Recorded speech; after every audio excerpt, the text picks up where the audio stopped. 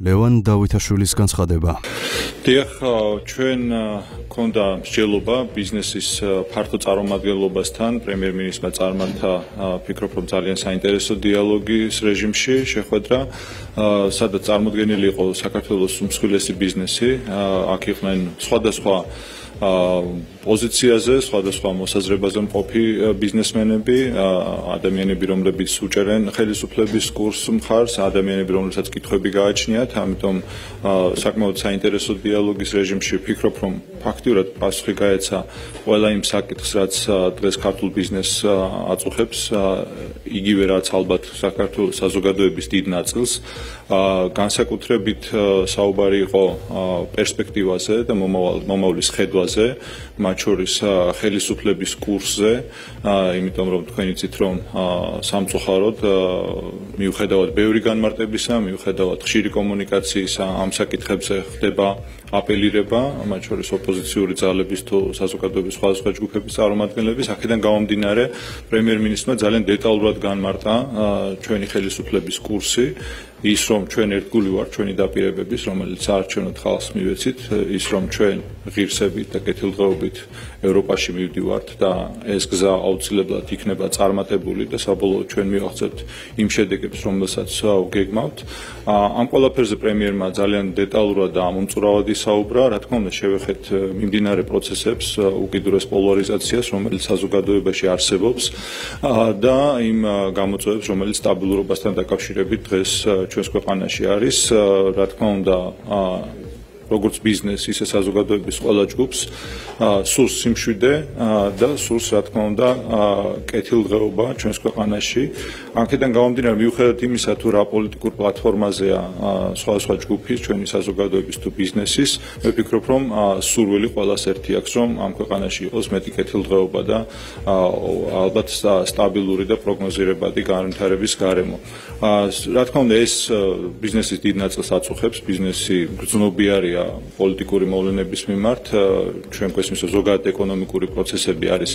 გრძნობიარე და შესაბამისად მშვიდობა და სტაბილურობა უპირველესი წინაპირობაა იმისთვის, რომ ჩვენ ეკონომიკური განვითარება გავაგრძელოთ და აქედან გამომდინარე, ეს იყო, რა თქმა უნდა, დისკუსიის საგანი, ასევე, რა თქმა უნდა, ის თუ რას ველოდებით, როგორია ჩვენი მოლოდინები და პრემიერ-მინისტრმა საკმაოდ დეტალური ანალიზი გააკეთა მიმდინარე პროცესების, სიტუაციის, მათ შორის ვისაუბრეთ პროგნოზებზე, რომელიც მე ვფიქრობ, რომ ბიზნესის დიდი ნაწილისთვის იყო საკმაოდ დამაჯერებელი. თუმცა, როგორც ბიზნესმენებმაც გააკეთეს განცხადება შეხვედრის დასრულების შემდეგ, იქიდან გამომდინარე, რომ ბიზნესში არიან ადამიანები, მათ შორის მსხვილი ბიზნესის ხელმძღვანელები, რომლებსაც განსხვავებული მოსაზრებები გააჩნიათ. ამიტომ დიალოგი, რა თქმა უნდა გაგრძელდეს, ამაზე სრული მზადყოფნა იყო პრემიერ-მინისტრის მხრიდან, თუმცა ჩვენ ადრეც ბევრჯერ მოვისმინეთ, რომ პრემიერი დიალოგისთვის და დისკუსიისთვის საზოგადოების ყველა ჯგუფთან არის მზად, მათ შორის, რა თქმა უნდა, ბიზნესთან. აქედან გამომდინარე, გადაწყდა, რომ მომავალშიც დაიგეგმება შეხვედრა, სადაც უფრო მეტად განსხვავებული აზრის მქონე ბიზნესმენები იქნებიან ჩართულები, იმისთვის, რომ მათ მიიღონ განმარტებები იმ პოლიტიკაზე, რომელიც დღეს ქვეყანაში ხორციელდება და ვფიქრობ, რომ ეს ადამიანები მიიღებენ იმ ამომწურავ ინფორმაციას, რომელიც მათ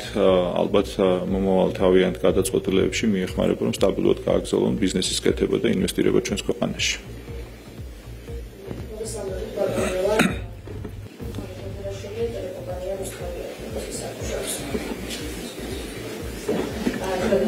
მოვისმენთ პოზიციები, მათ შორის შეხვედრიდან გამოსული ბიზნესმენების მხრიდან,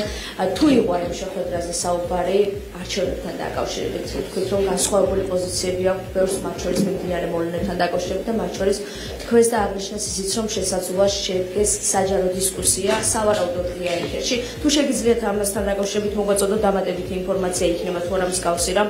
ბიზნესმენებსა და თუნდაც პრემიერ-მინისტრის თავის მეთაურს შორის, რომელიც გაიმართება. თუ გაგვქნეთ ინფორმაცია ამ შესახებ. დიახ, რა თქმა უნდა, შემიძლია მაშინდელია დაგიდასტუროთ, რომ ასეთი შეთანხმება ნამდვილად შედგა, რომ ეს დისკუსია გაიმართოს უკვე საჯაროდ,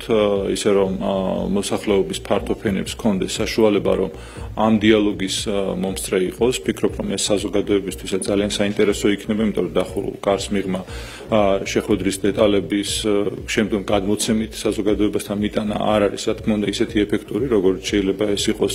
იგივე ღია ეთერში დისკუსია, მათ შორის განსხვავებული აზრის მქონე ბიზნესმენებთან. ვფიქრობ, რომ ოპონირების რეჟიმში უფრო ეფექტურია, რომ საზოგადოებას გავაგებინოთ იმ პრობლემების შესახებ